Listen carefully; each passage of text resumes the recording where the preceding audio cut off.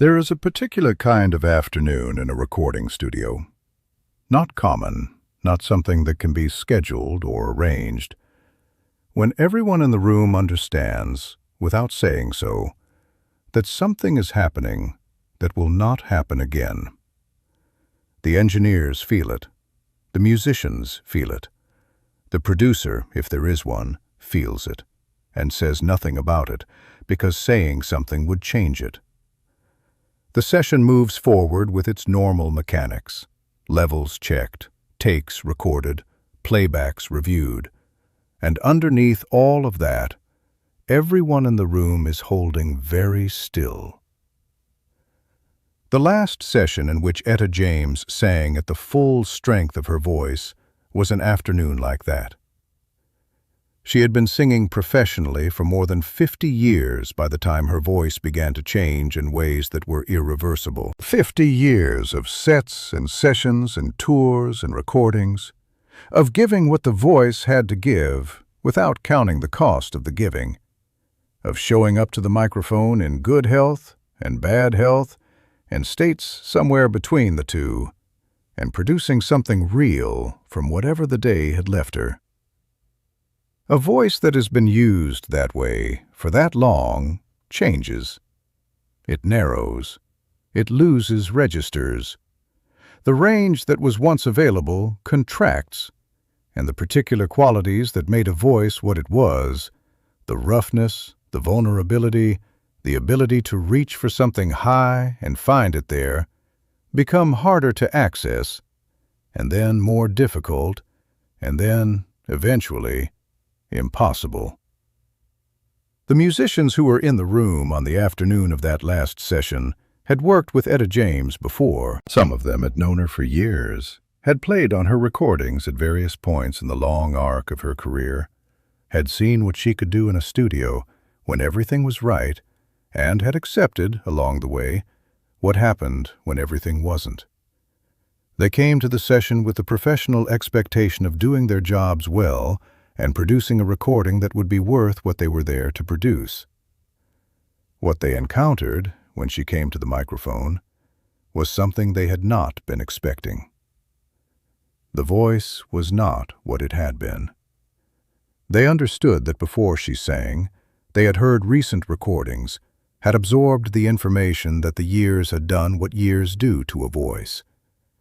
But there was something in how she approached the microphone that afternoon that was different from the approach of someone managing a diminished instrument. She came to the song the way she had always come to songs, without management, without the careful conservation of someone who has learned to protect what remains. She came to it directly, giving what she had as if what she had was still what it had always been, as if the question of what remained had not been put to her and she had not felt the need to answer it. The first note she sang that afternoon was the answer to a question the room hadn't known it was asking. The session ended in the early evening.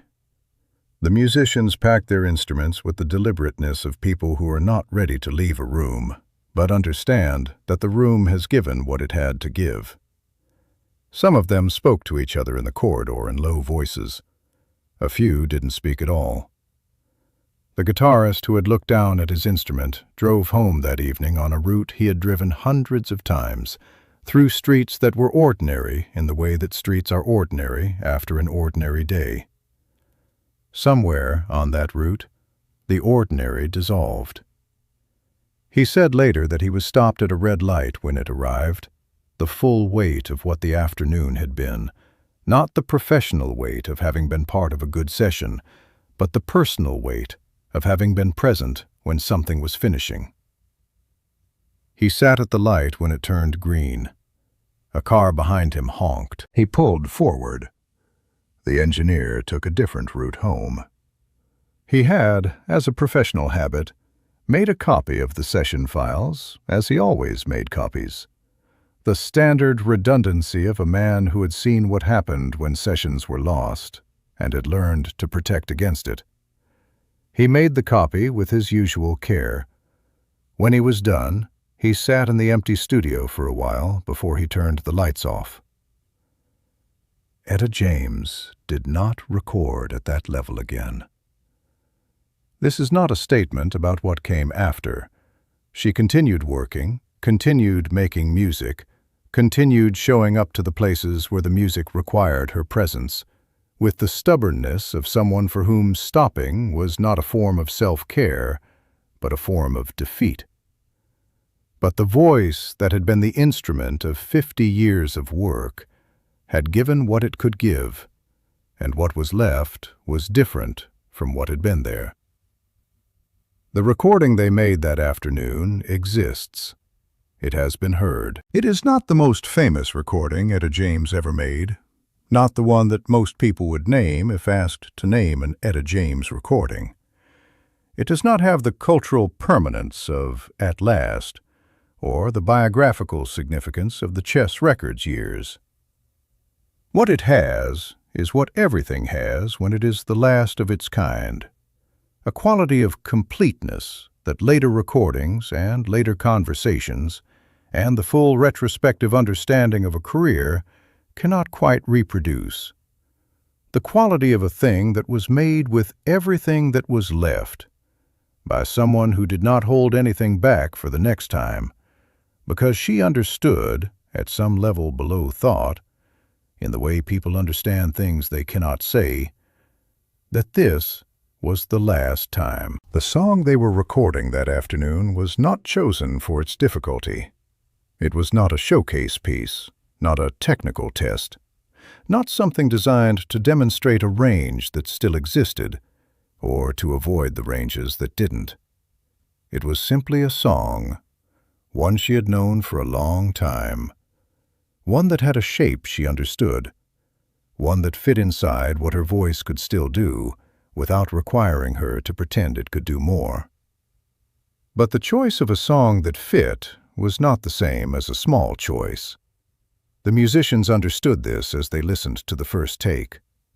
What she was doing inside the available range was not a diminished version of what she had always done.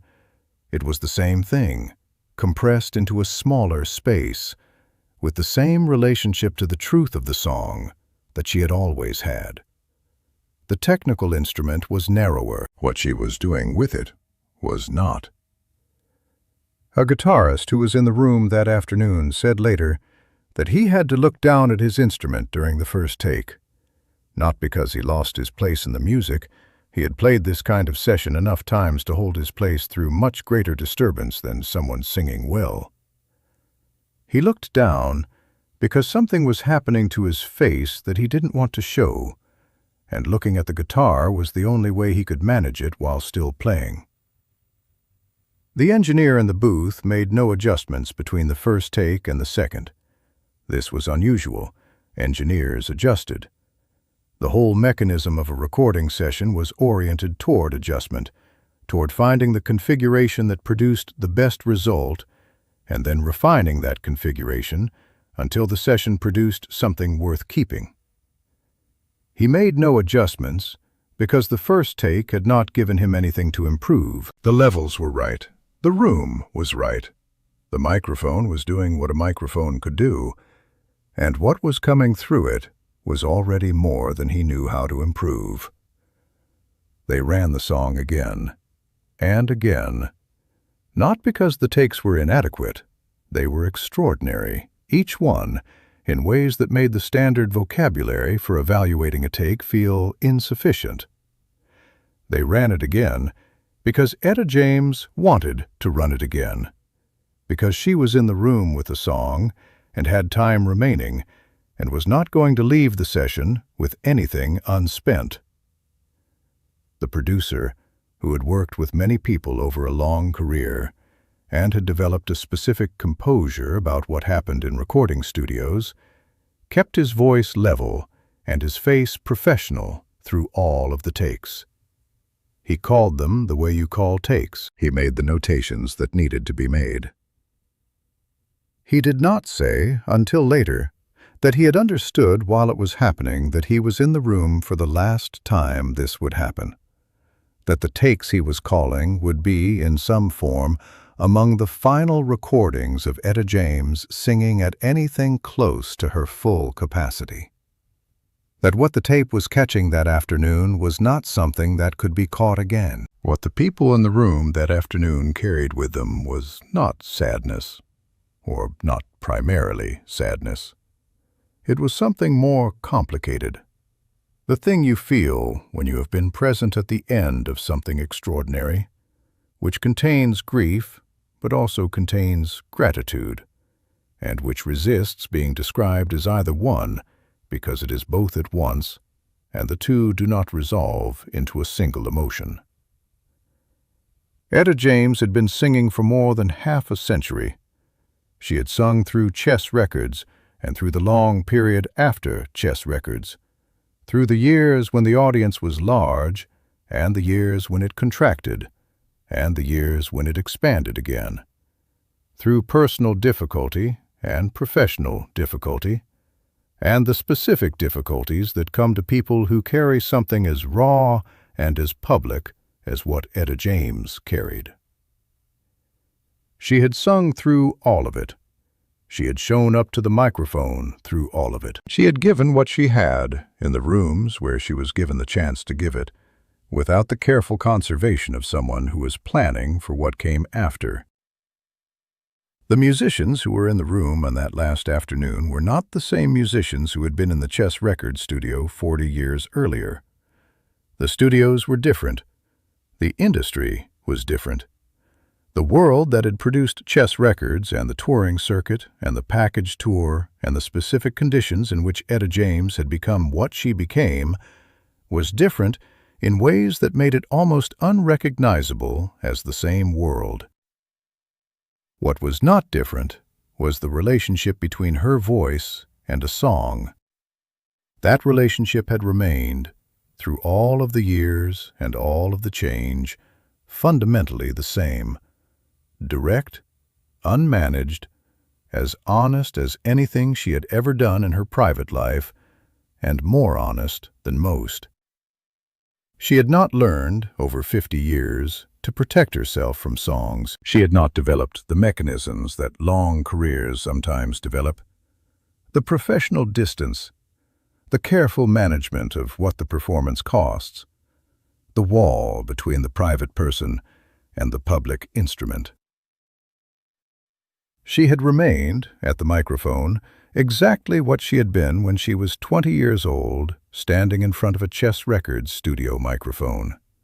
Someone who gave the song everything it asked for, and trusted that what came back would be worth it. The tape from that afternoon sits in a storage facility somewhere. It has been heard by the people who made it, and by some of the people who have come to it since. It does not announce itself as a final recording. It sounds, in most respects, like a recording made by someone who was showing up and doing the work and giving what they had, which is exactly what it was. The last time Etta James sang at full strength in a recording studio was an ordinary afternoon. It was also, for the people who were there, the most extraordinary afternoon of their musical lives. Those two things can both be true. In her case, they always were.